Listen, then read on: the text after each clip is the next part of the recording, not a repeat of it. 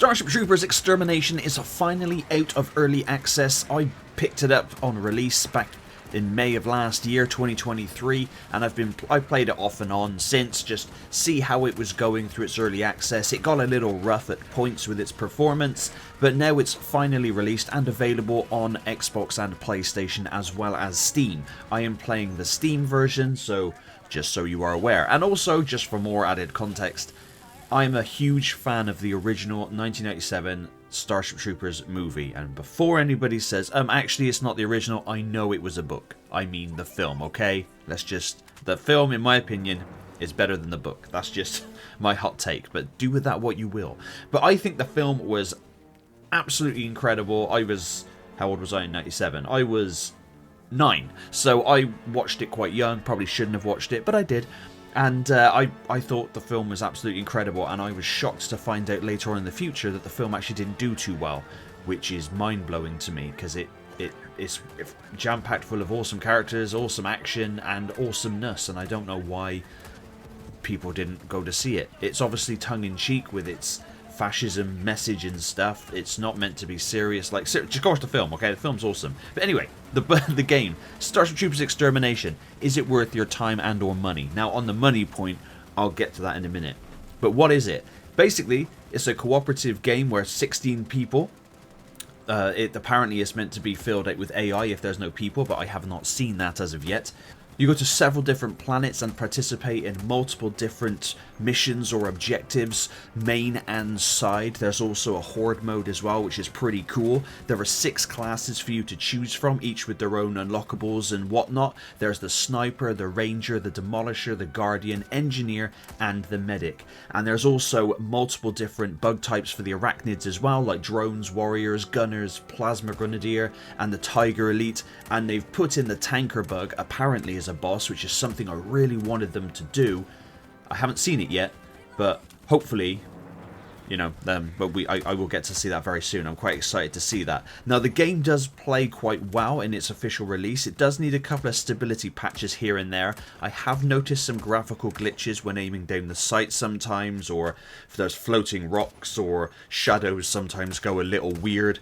But apart from that, I've had nothing game-breaking or super serious. I had one instance of there being a little bit of lag, but that's fine. Now, the arachnids themselves are really cool, and their design is just like from the movies, which is awesome.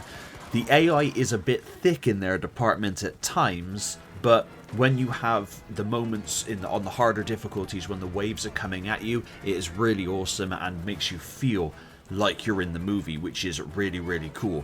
Now, there are several different planets and like a moon, I think, that you can go on to at the minute. There's Valaka and Agni Prime, and there's a couple of others as well.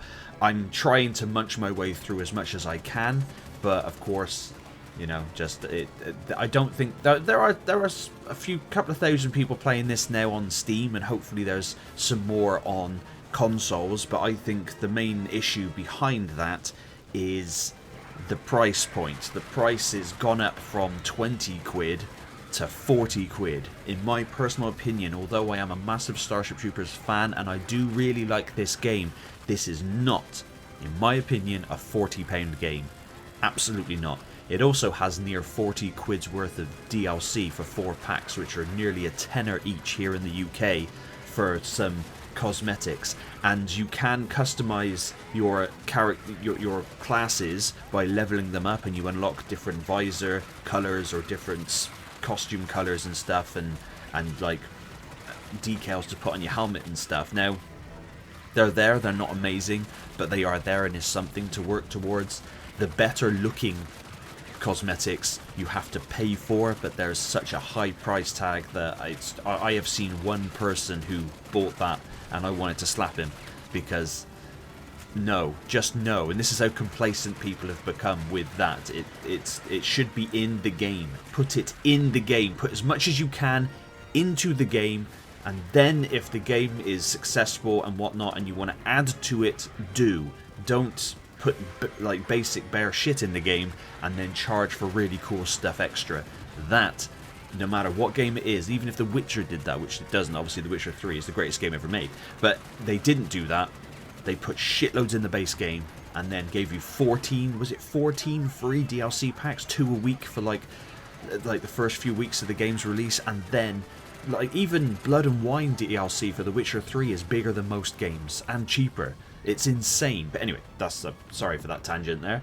But with Starship Troopers Extermination, it does have fun gameplay, it does have building mechanics so you can build bases and repair and all that kind of stuff, which is really, really cool. The weapons do feel really good to use, it's really satisfying shooting the bugs. The challenge is there also, even on normal difficulty, because if you get singled out by the arachnids, they will absolutely savage you and you will die very, very quickly. Now, there's no single player at the moment, but apparently there is a single player component with 25 missions being released at some point in the future. But Casper Van Dien has returned as Johnny Rico, which I was really excited about, and unfortunately he's just in the training scenario at the moment, but I do hope he comes back along with hopefully Jake Busey to come back as Ace, and hopefully get them in some form of single-player story. It's such a shame that there is no single-player story with this. I think they could have done some really cool stuff with it. And one of the biggest misses ever with this game is not securing the rights to the soundtrack. If we had the original Starship Troopers theme song playing whilst we are being hoarded by the arachnids, it would feel so epic. But the game, like I said, the game is good. The bug bodies, they mount up and pile up, so you got to climb over them, but also they can then get inside of your base by climbing over their dead, which is really, really cool. There's a lot of really awesome. It can become very cinematic and very awesome with all the explosions by the tankers that not the tankers, by the plasma grenadiers that fire the blue shit out their ass. It's really, really fun, and like I said, it's a team-based game, so you need to. You need to work together. You can't. This is not a Rambo game. You can't just go running off on your own. I mean, you can, but it's not advisable. And after you've completed your objectives, whether it's the horde mode, or whether it's the base building mode, or whether it's just going from point A to point B and completing set objectives, you then have to get to the dropship if you can. Now, even if you don't, you still get experience points. And there are several weapons to use, and each one, it can be mastered by using it, of course, and then you just upgrade it and unlock it, and there are attachments that you can attach once they're unlocked and all that kind of stuff. So there is stuff to work towards. Unfortunately, customizing your nameplate and your avatar and all that kind of stuff, you can only do that via paying for it. You can't unlock anything for free. Do you remember the days in Halo and in Gears of War where you unlocked all manner of awesome nameplates and banners and all that stuff, and Call of Duty, all for free, just completely free in the game, loads of them? Yeah, that's not here. Is Starship Troopers Extermination worth picking up full price? No, not really. Only if you are a super hardcore Starship Troopers film fan like myself. I only like the first film, I don't like any of the others. They're all crap. But the first film is god tier, sci-fi, and I picked it up, like I said, in early access. I think it was 16 quid when I picked it up. It was like a launch deal or something. But I got it for 16 quid.